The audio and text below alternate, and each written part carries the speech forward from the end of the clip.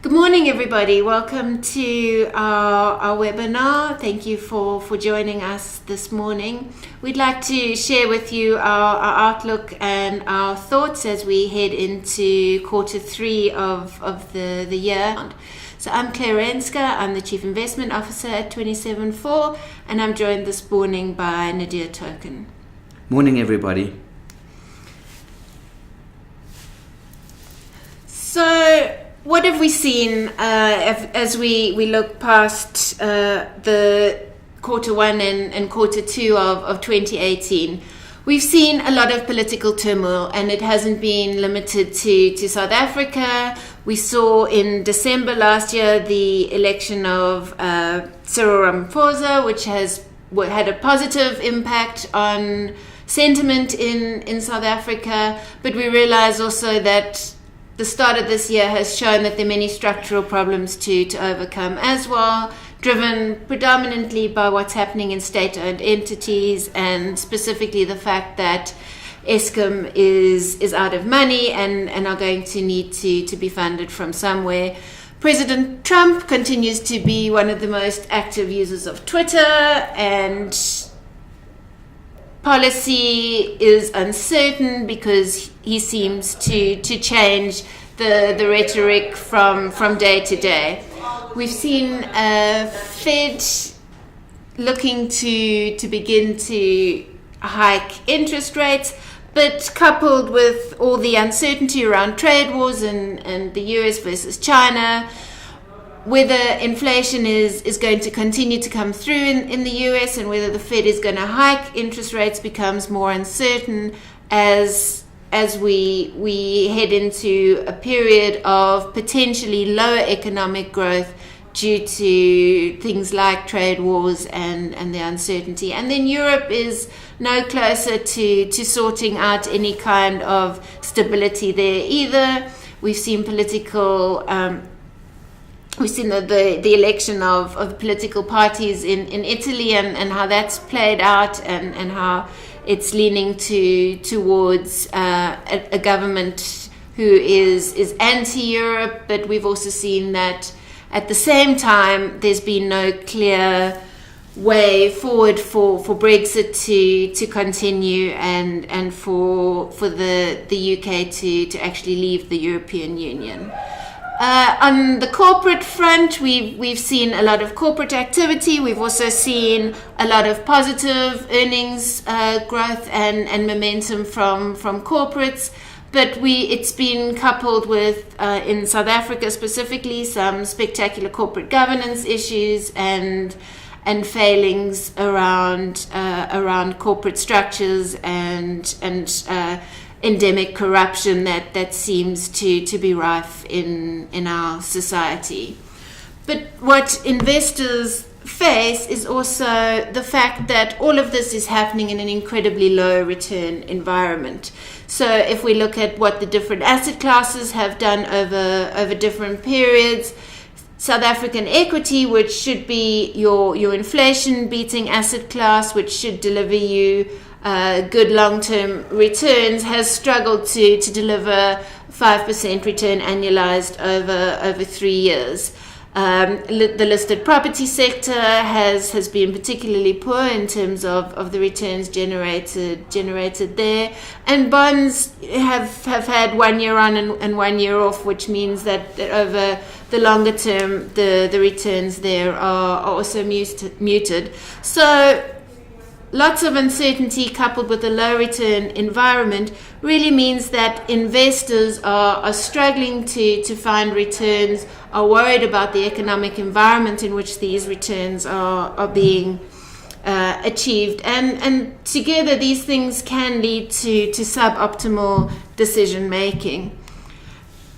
What's important is that we remember that where there are opportunities is usually the time where it feels most uncomfortable to take those positions. So what we look at here is the yield on the South African 10-year bond together with the exchange rate. And at the periods when the yield has blown out significantly due to political turmoil, at at the end of 2015 when we saw a cabinet reshuffle and a change in the Minister of Finance. Bond yields blew out to incredibly high levels, and it presented, in hindsight, a very good opportunity to enter into the bond market and to participate in the spectacular year that bonds had in 2016. So if you've been focused on emotion, you would have felt that things were so bad in the country, the last thing you wanted to do was own government debt, but actually that was the exact opportunity to be buying it. And we've seen that pattern repeat itself a number of times over the past few years. And what's driven it has not really been the factors that have driven fear within the local economy, but really what's happening on a global scale in terms of search for yield. So despite the risks, foreign investors were better at looking through the emotion and the fears that were gripping South Africa, and were one of the biggest investors in the bond market at those incredibly attractive yields, because globally yields still continue to be depressed. So our bond market trades at significant premium to global yields, and that significant premium more than compensates for the risks inherent in the market. Yeah, so I think if you just look at the chart, two stress points which will be in the recent memory of investors will be in December 2015, where we saw real yields spiked up very sharply for South African debt over equivalent US government bond debt. And it's important to note that this is adjusted for inflation. So it's after taking into account the fact that inflation in South Africa is significantly higher than in the US. And the other point of severe distress, or 2 points of severe distress we would highlight, would be in March 2000 or April 2017, when we had the cabinet reshuffle, which saw Praveen Gordhan being fired, and the medium-term budget policy statement in October of last year, which was obviously placed South Africa on a fiscally disastrous path going forward. What we saw immediately after those points, that the real yield differential at those 2 points were actually wide enough for foreigners to say this is worth the additional risk, and we saw our bond yields re-rating compressing downwards, despite these macroeconomic and political stresses that we all as South Africans felt. So I think the point of this first example is just merely that your emotion is telling you to do one thing, but from a fundamental return perspective, it wasn't necessarily the correct thing to do. And that's the argument that we put forward with regards to the low return environments as well. We've been in a low return environment for 3 years now. No local asset class has given you double-digit returns. And on the back of that, investors feel the pressure to make changes to their portfolio. What we often hear is that we could get better yields in cash. We could get 8% from cash. Equities are giving me 5%. What is the point of taking risk in the markets? And investors feel at the most pressure to move to those kind of strategies at this point. But again, we'd say focus on the fundamentals, look at the valuations, look at the prospects for earnings before making such decisions, because we obviously make these decisions at exactly the wrong time. And if we use a more recent example, just to highlight yet another case of what would be in investors' recent memories, would be the South African banking sector, the South African banking sector, and just generally the retailers and the SA Inc. components of the market. And what you would have seen is that in November of last year, nobody wanted to own the banking shares. Nobody wanted to own the retail shares because political uncertainty in South Africa is exceptionally high. The South African economy was in a very poor place. Earnings growth for these guys are going to be very muted because the SA economy is in such a constrained environment. And what we see with a green shaded area is that the banks traded at quite a big discount relative to the rest of the market. What had then happened is that Ramaphoria was elected, as Claire mentioned earlier, late in December or mid-December. And we saw these assets rallying aggressively, re-rating aggressively through the course of the half of December, January, and all the way through February and coming into March. Came late February and early March. Around the time we are hearing about Tom Moyane being suspended, around the time we saw, PMI numbers picking up on a sustainable basis. We saw business confidence numbers picking up quite aggressively from their lows, from their 30-year lows.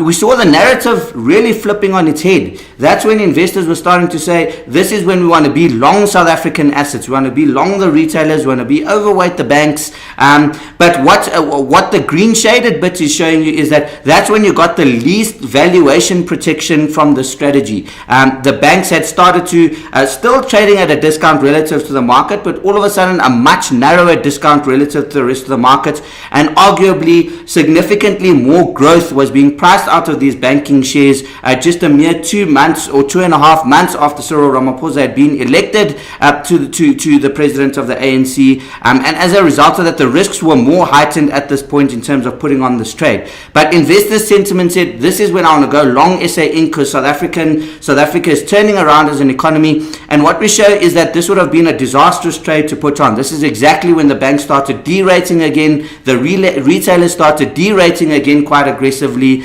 and this would have been counterintuitive to what investors' emotions were telling them to do at the time. But had you been focusing on the valuation, which is the green shaded bit in this graph, this is when you didn't have the valuation support, and as a result of that, we saw these businesses starting to derate again, and the narrative has once again turned fairly negative towards SA. Ramaphoria is turning into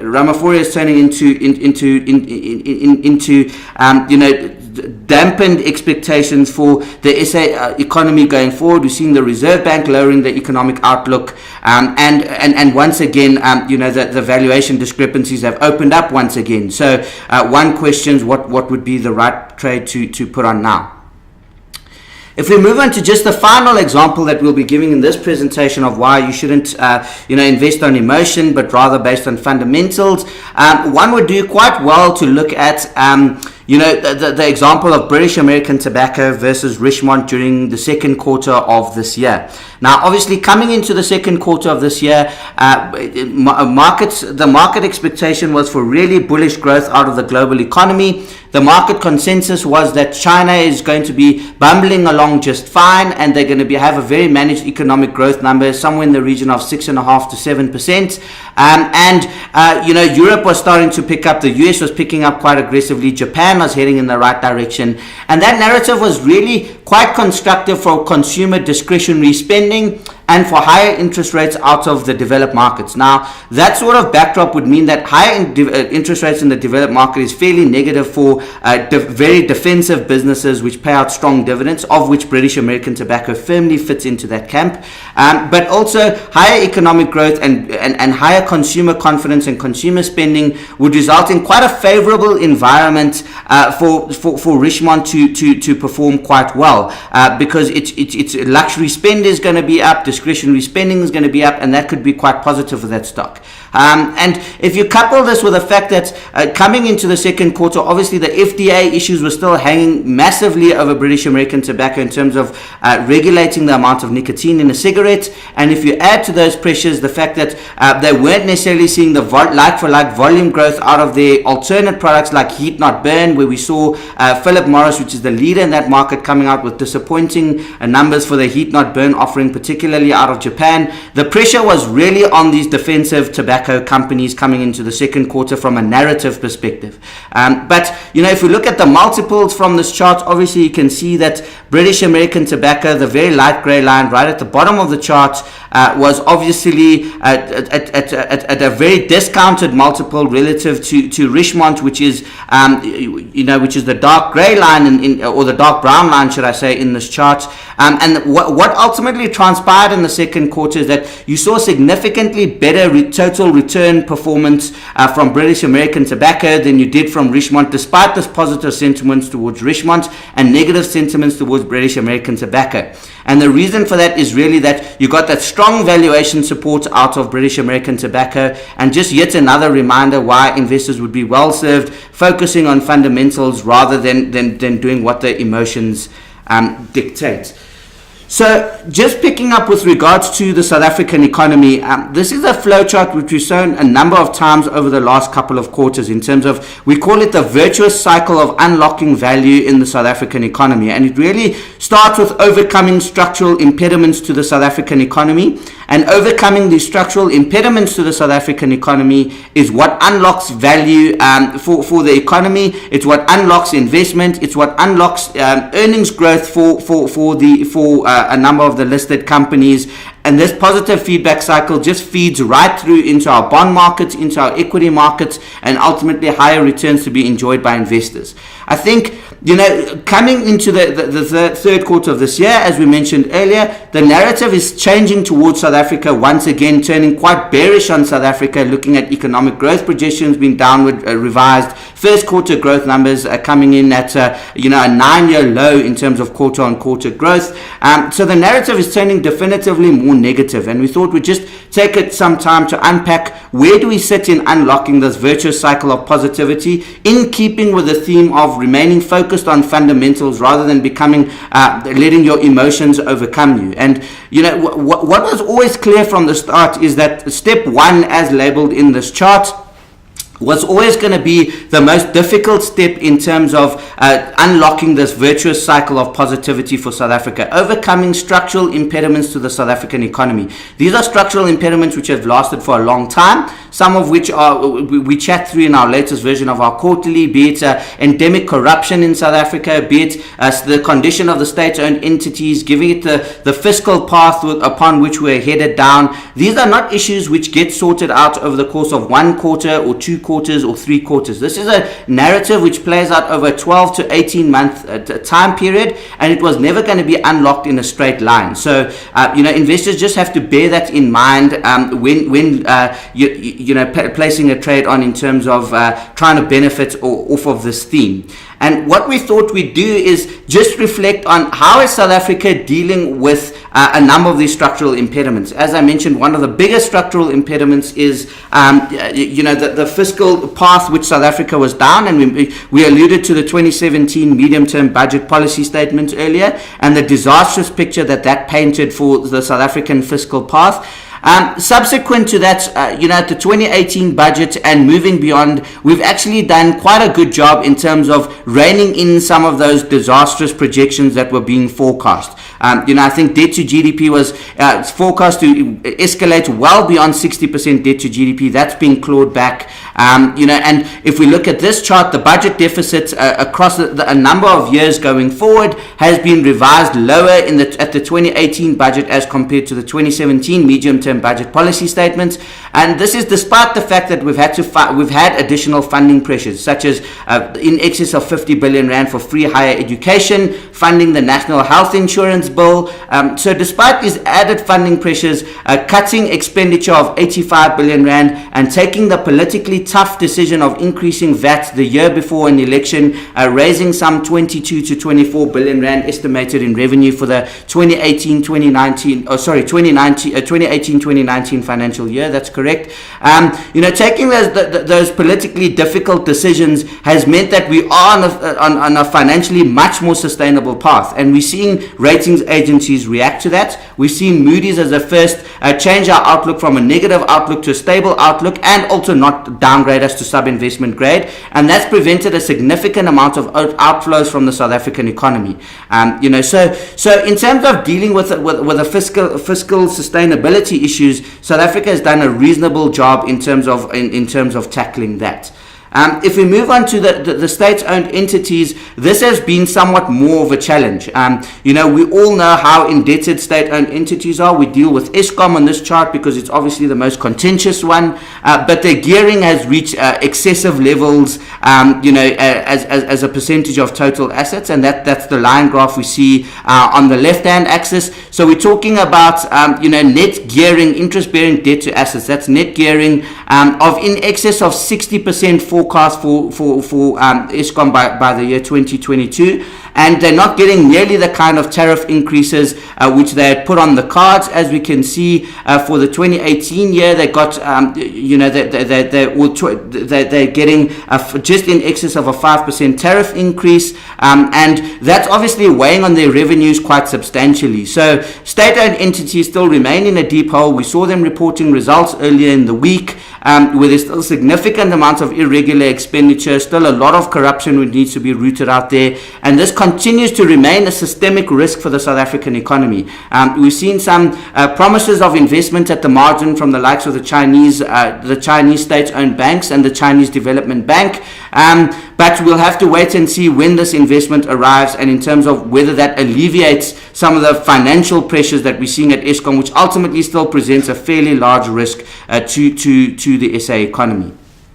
And then just finally, with regards to the South African economy and how we're dealing with some of our structural issues, without a shadow of doubt, one of the long-term largest structural impediments to growth in South Africa and unlocking the virtuous cycle of positivity is the issue of inequality. Now, we're one of the most unequal societies in the world, as this chart shows. It takes a low-income family member 9 generations just to get to the mean income for that country, well above the average OECD country, and in fact, only Colombia being worse than South Africa of a number of countries participating in this survey. With high levels of inequality, people are not equally participating in the economy. The incentives are not there to improve productivity, and that obviously keeps unemployment quite high, keeps the demand quite low, keeps confidence quite low, this is a long-term structural issue which South Africa has to deal with. There's been some steps taken in that direction in terms of increasing the capital gains tax inclusion rate, including the transfer duties on properties exceeding 10 million rand, but these are just really plasters over a much bigger wound, and really an issue which is going to take a long time to address and is not going to be addressed in 2 quarters of Cyril Ramaphosa becoming the president of South Africa. And just in terms of in terms of unlocking some of the positivity of this virtuous cycle, what we've done over here is just shown how damaging the low confidence environment has been to South Africa. What we've charted over here is South Africa's share of mining capex on the African continent. And in the heydays of the early 2000s, we peaked at 35% of total mining capex on the African continent. And in the year 2017, because of the uncertainty of the mining charter, and because of the low economic growth environment in South Africa and high policy uncertainty environment in South Africa, we went down to an all-time low over the last decade of under 10%. In fact, just over 8% of total mining capex spend in Africa coming onto the shores of South Africa. This is really the picture we want to see reversed, and this is the picture which we need to overcome the structural impediments, and the picture which is likely to be reversed over the medium to long term, and not just over 1 or 2 quarters of a Cyril Ramaphosa presidency. So time horizon again plays a crucial role. It's not going to be a straight line. Valuations are not going to unlock in the next quarter. We're not going to see a significant run in the markets overnight. There are a lot of issues that have to be overcome, and these take time to work out. But the unlock is always unexpected, and markets tend to be forward looking. So it's important to ensure your portfolio is correctly positioned ahead of time and ahead of the outlook starting to look better, because once it looks better, you find that the market has already re-rated.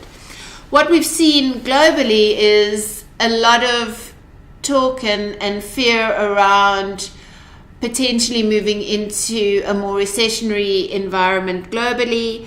The US yield curve is looking very, very flat because the short end of the curve has re-rated so quickly off the back of a more hawkish Fed and the prospects of increasing interest rates, which does talk to the potential of an inverted curve and a global moving into a global recession.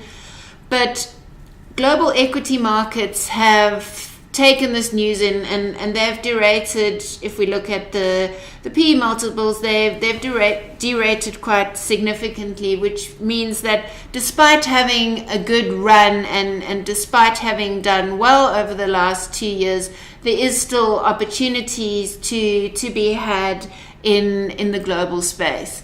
Exactly how trade wars play out and the impact that they may have on economic growth and the margins of the companies most affected by those trade wars has yet to be seen. There's very little uncertainty as to what the US's policy is going to be with regards to how these tariffs are implemented. But at the end of the day, there still are opportunities being offered in the offshore market. The tailwind also provided to the offshore market is that CapEx spending is increasing, and that's going to be a good driver of earnings growth. And specifically, this has been led by the technology sector. So despite the fact that tech stocks have continued to deliver amazing amounts of earnings growth, the capital expenditure happening within the sector has started to increase, and that has now spread into other sectors and across the market. And it goes back to the virtuous cycle. You know, as companies feel more confident in the environment and the outlook, they're able to invest capital, to spend capital, and as they spend that capital, they are able to generate better earnings growth and higher earnings growth. So there have been a lot of instances where we've seen companies sell off the back of disappointing on earnings numbers, because earnings are growing at 23% and not the 25% that was the consensus view. But at the end of the day, we're still seeing stellar earnings growth from global companies, and you know, Alphabet was a prime example earlier, where despite the huge fine imposed by the EU, they were still able to offer good upside on their earnings growth. But additionally, the competition for capital in the market has increased, and we spoke about a more hawkish Fed and the likelihood that increasing inflation in the US and a much more stable job market and full employment is going to drive an increase in interest rates. And we've seen as yields have picked up in the US specifically, that you know, where you can invest to get a good return on your money has started to broaden. So we've moved from an environment where nobody wanted to be invested in low yielding fixed income paper. They much rather search for better yielding opportunities elsewhere, to an environment where there's competition for that capital, because